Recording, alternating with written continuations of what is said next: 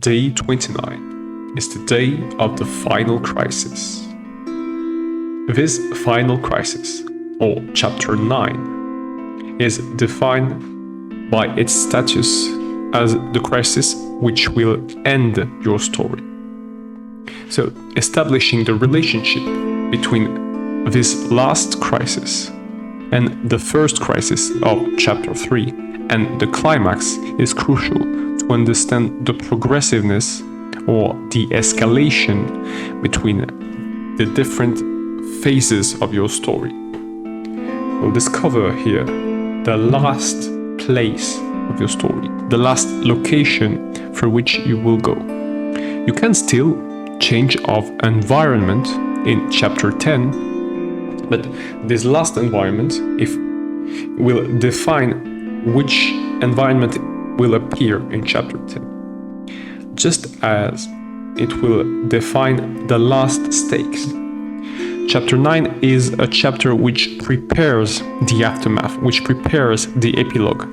It is a chapter of conclusion, establishing which stakes are yet to reveal and how they will be resolved.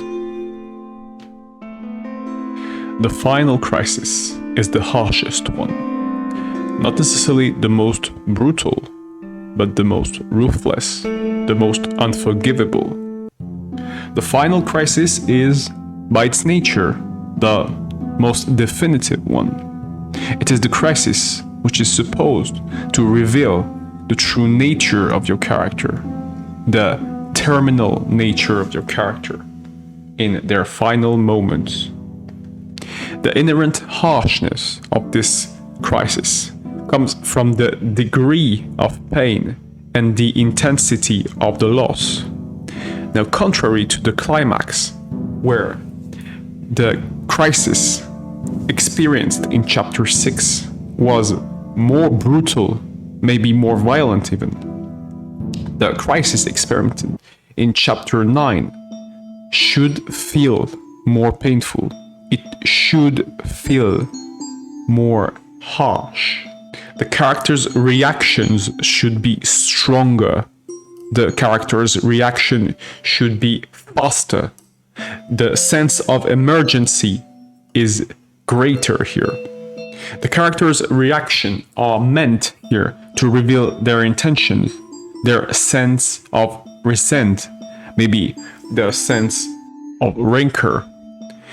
Characters in the final chapters, in the final moments of the story, have to be truthful.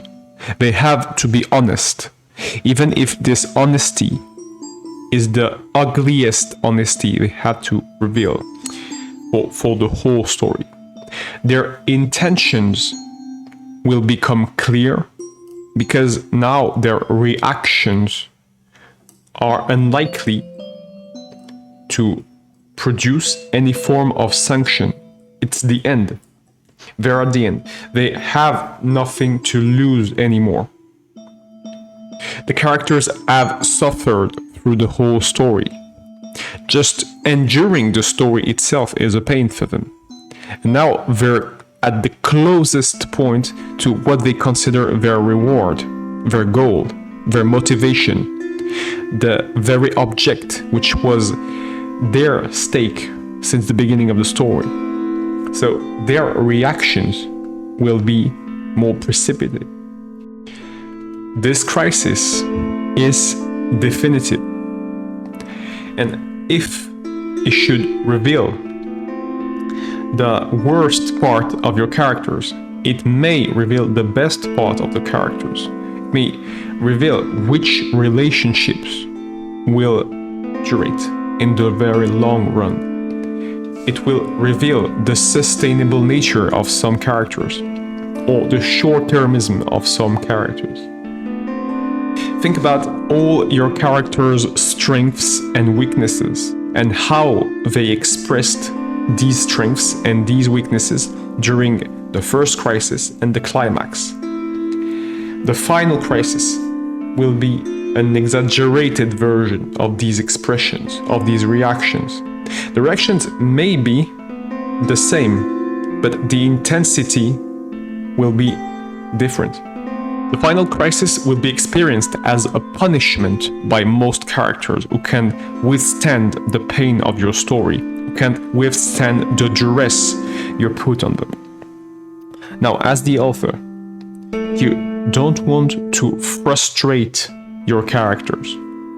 If pain should be felt during any of the crises, but it is especially important here because it's the end of the story. It's the moment where they accumulated the most frustration. The pain felt by the characters should only be expressed as a frustration if the character needs to be revealed this way. So, said in another manner, if the character shows their frustration, they display their frustration, they may even say they're frustrated, that's a little bit on the nose, but if they display their frustration, it must be because you want that to reveal that the character wasn't endurant enough to withstand the story. So harshness in the final crisis is a tool of measure. It's a tool you will use to give the public and the other characters clear information, and this clear information here is the level of pain a character can withstand. That's the value of harshness here, and that's the value really of pain in each of the three crises and in the other chapters as well. Pain should be used as a tool of measurement, a tool which allows you to reveal intentions, to reveal emotions, to reveal the nature, the feasibility, or the durability of a relationship to the public and from a character to another character. The final crisis results from the action of an antagonist, just like crisis in chapter 3 and the crisis in chapter 6. But contrary to the first crisis and contrary to the climax, the final crisis is highly likely to emerge from the actions of the Menace. The Menace will be responsible for most of the evolution in the character's goal, in every other character's goal, wherever there are her allies or her opponents, or even third parties which are not directly opposed to her but may compete with her.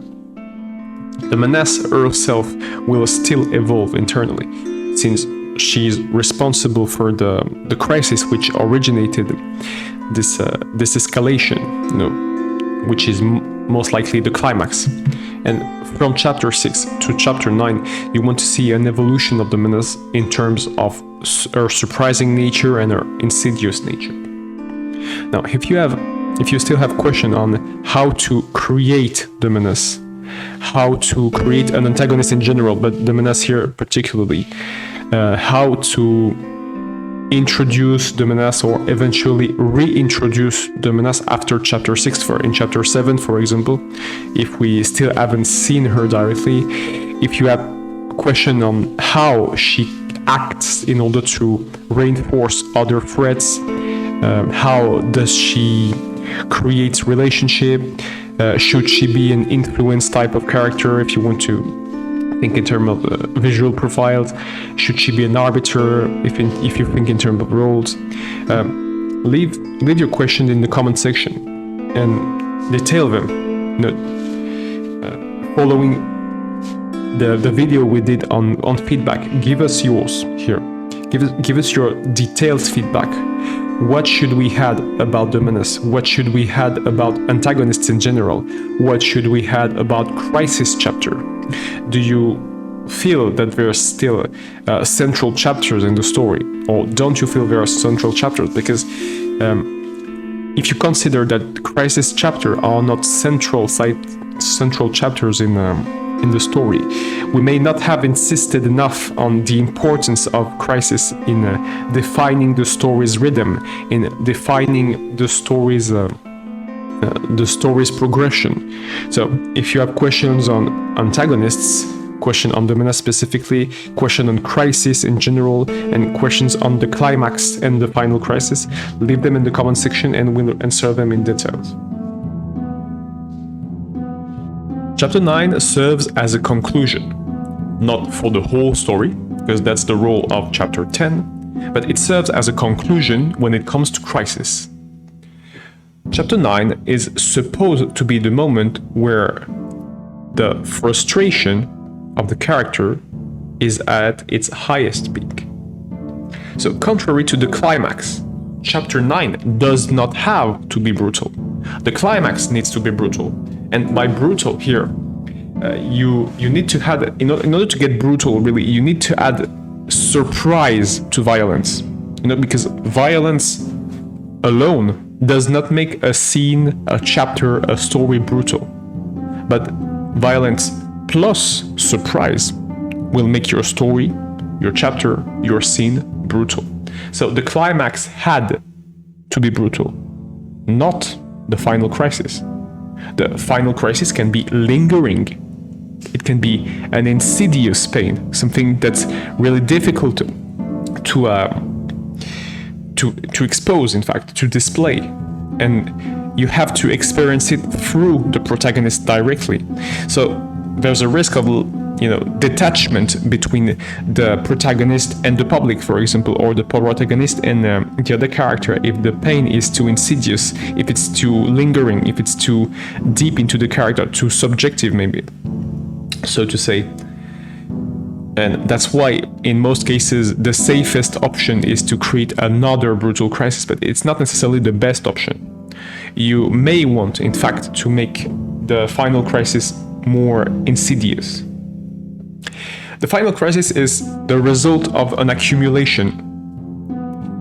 Contrary to the climax, the final crisis adds a different dimension, add an additional dimension. And this dimension is, well, the end. It's the end. Even after the climax, you can still do something. You can gather resources, you can look for support, you can look for more resources. Again, you can look for new possibilities, new grounded possibilities. But after the final crisis, it's over. So you have either to succeed here or fail. And if you fail, the frustration is just much greater. So the final chapter is the accumulation of the pain of the whole story.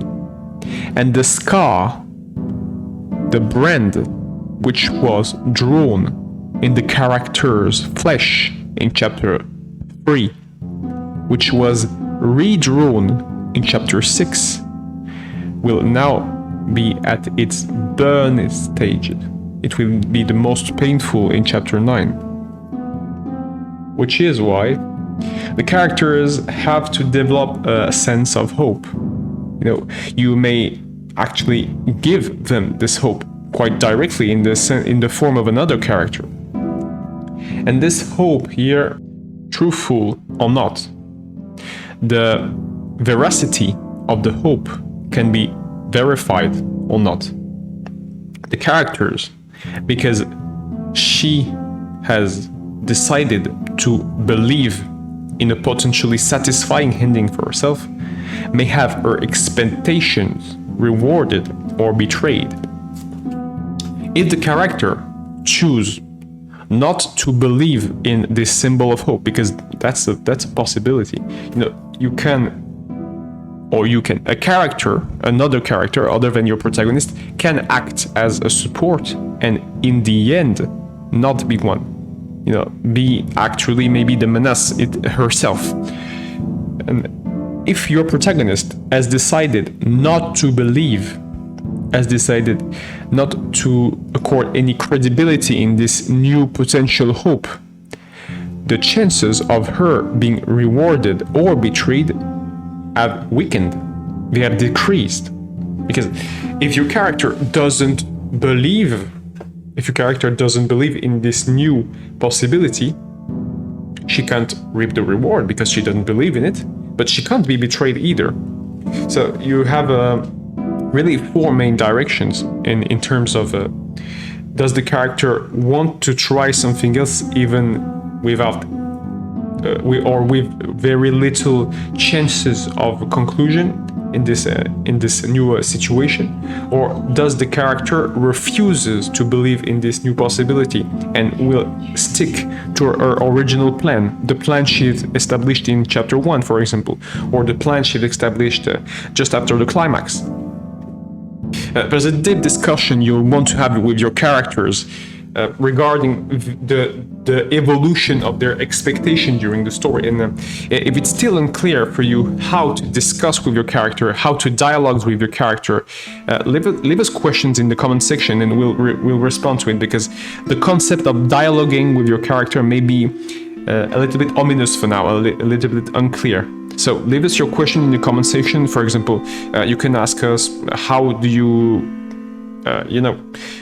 dialogue with a certain role of character, or how do you dialogue with a certain function, a certain archetype of character. And you have other possibilities. How do you dialogue with your character after a crisis? If she's scarred, for example, if she's in pain, how do you dialogue with a character who's been betrayed? How do you dialogue with a character who's arrogant, and so on, depending on the behavior traits they have, depending on the goal they have. The final crisis as a definitive dimension. That's maybe its most unique trait. But there's another trait here. It's, the accumulation part. But the definitive part may be greater. It may be greater because there's no way out, other way out than facing the crisis. Because imagine that your characters decide, after chapter 7, for example, so at the beginning of chapter 8, that they don't want to go against the Menace. They faced the Menace in chapter 6, or they faced her indirectly, but that's the same for our example. In chapter 7, she prepares to fight the Menace, and then in chapter 8, she decides not to go against her, because maybe it's too overwhelming for your protagonist to beat the Menace, or maybe there is no point because the Menace has already won, effectively.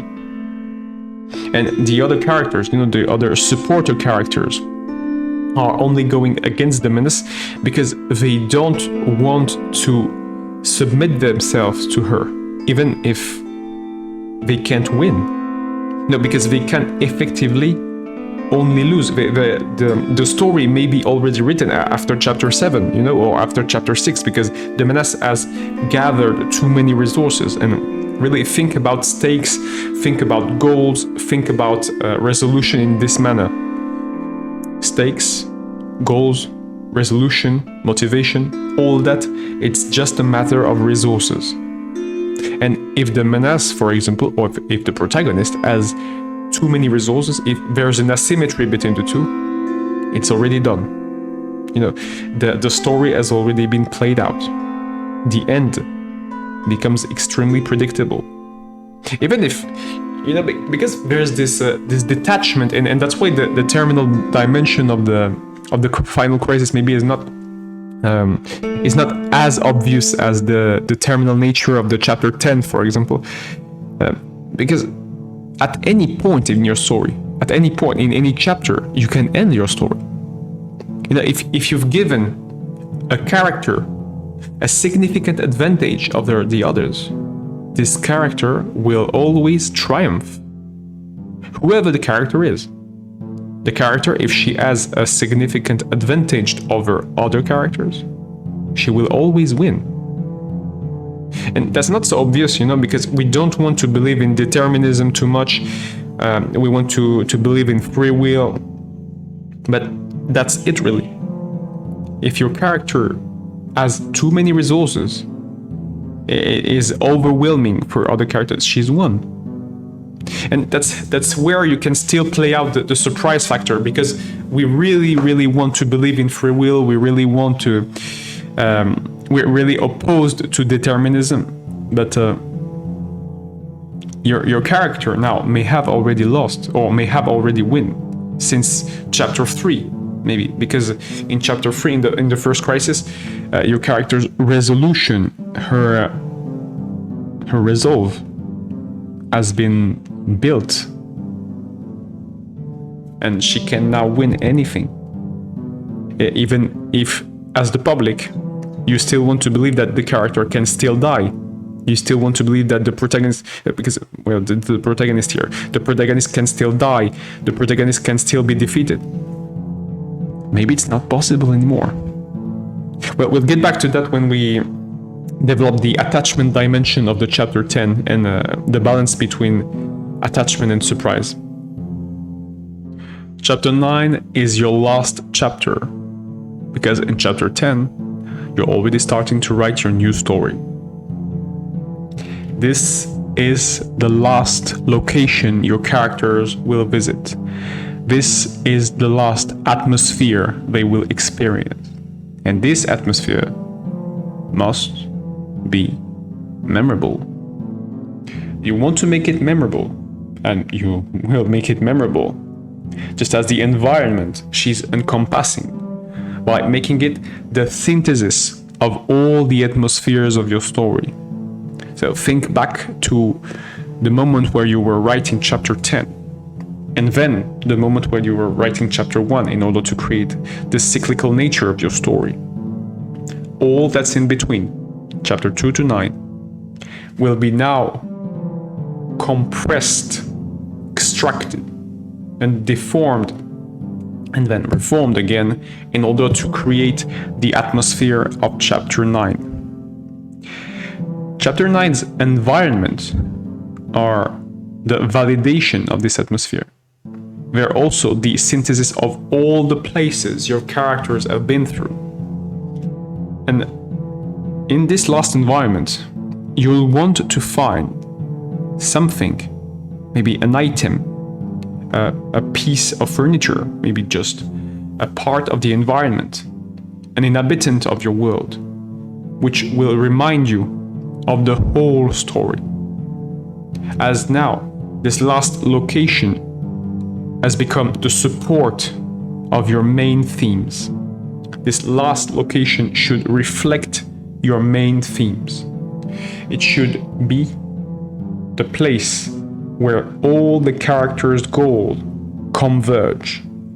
And this convergence will be the convergence of the protagonist's goal, the antagonist's goal, wherever she's the threat or the menace, or a combination of the two, and all the opposing organizations of your world, which will be now represented by at least one character, most likely the leader, but there are other options.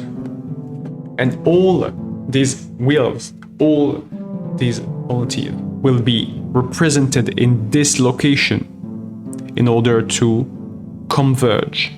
So there will be some confrontations, but some new alliances may appear as well.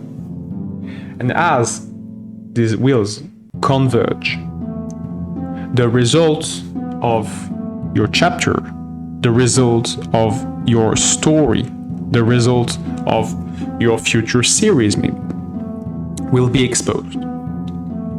Now, the last stakes are, revealed here, or the last form of the stakes you've established in the first chapter, because now your stakes have evolved through your whole story. Now the goals of your characters have evolved through your whole story. And so what you're seeing now is the result. And there will be rewards to some characters and there will be regret to others. Mainly because all characters will have a form of regret. And if you want your ending to be satisfying in multiple dimensions for multiple publics and to some extent for multiple characters, you want to have some degree of regret for all your characters.